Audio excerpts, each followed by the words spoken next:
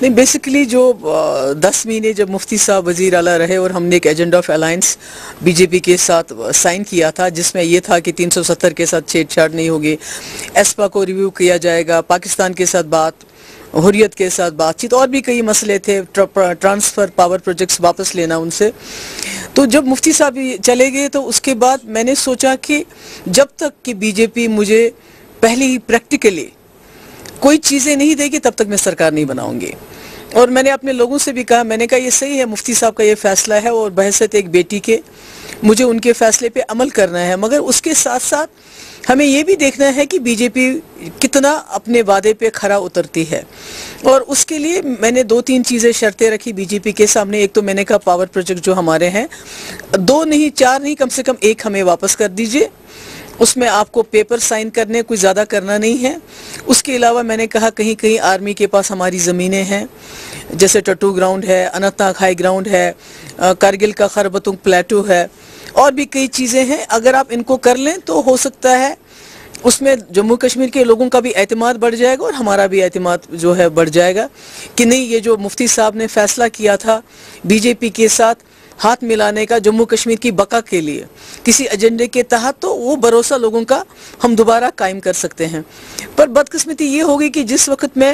B J پی کے ساتھ میری یہ بات چیت چل رہی تھی، آپ کو معلوم ہے 3 مہینے میں نے سرکار نہیں بنائی، تو ہماری جماعت کے اندر سے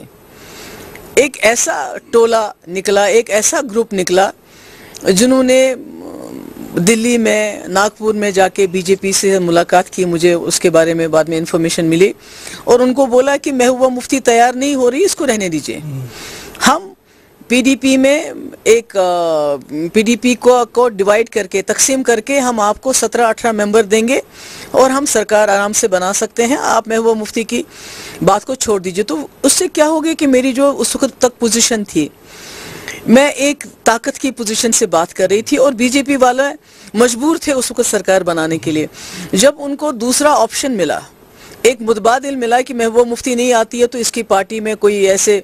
لوگ ہیں، کچھ ایسے ایم ایل ایز ہیں، کچھ ایسے لیڈر ہیں جو کسی حد تک بھی سرکار بنانے کے لیے جا سکتے ہیں، تو اس سے میری پوزیشن کمزور ہوگی. اور پھر یہ سوچتے ہوئے کہ اگر یہ لوگ سرکار بنائیں گے اور کر کو خدا نہ خواستہ 370 پہ یا دوسرے جو ہمارے جموں کشمیر کے جو ہمارے مقاصد ہیں، جو ہمارے انٹرسٹ ہیں، اگر اس پہ انہوں نے کمپرومائز کیا تو لوگ مجھے کبھی معاف نہیں کریں گے، بولیں گے کہ اس کے باپ کا فیصلہ تھا، بی جے پی کے ساتھ انہوں نے ایک الائنس کیا تھا، یہ نہیں مانی، اور اس لیے اس وقت جو بھی خرابی ہوتی تو اس کو لوگ میرے سر پہ ملتے. تو اس لیے بہت ہی مشکل حالات میں، بہت ہی ود اے ہیوی ہارٹ جس کو کہتے ہیں، بہت ہی برے دل سے اس وقت پھر مجھے مجبور ہو کے بی جے پی کے ساتھ سرکار بنانا پڑی. ابھی بھی یہ پردہ کیوں ہے؟ کون لوگ تھے وہ جو گئے تھے؟ نہیں، میرے خیال میں لوگ جانتے ہیں اچھی طرح سے، ان کا ذکر کئی بار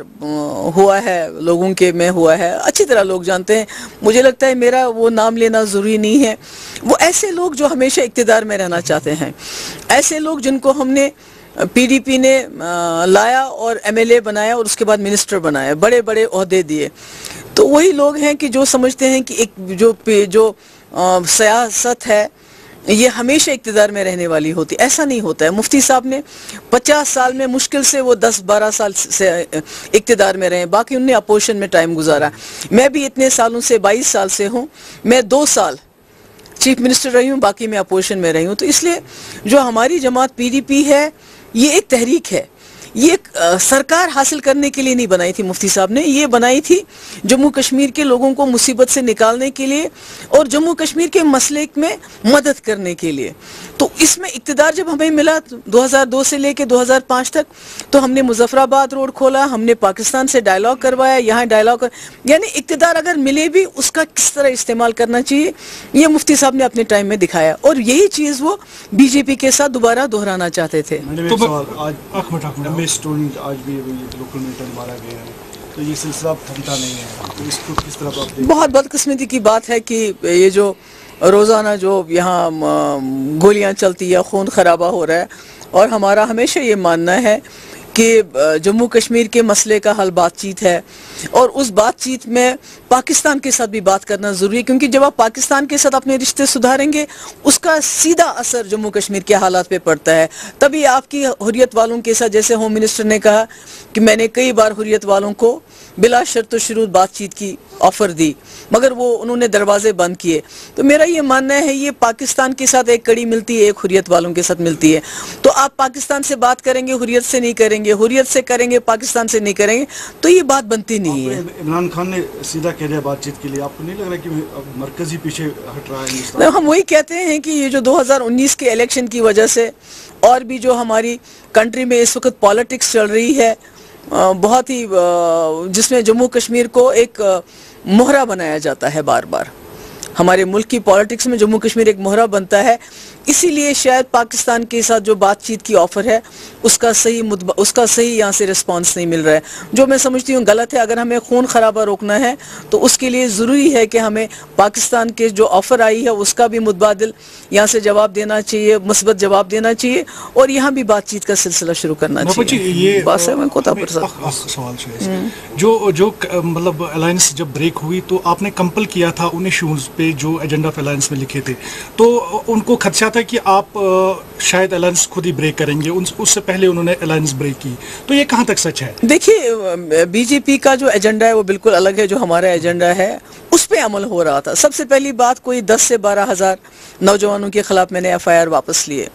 میں نے جو کٹھوا کا کیس ہوا اس میں سی بی آئی کو دینے کے بجائے میں نے 2 منسٹر ڈراپ کروائے. آپ کو شوپین میں جو ایس پی کے خلاف پولیس کے آرمی کے خلاف ہم نے ایف آئی آر درج کی،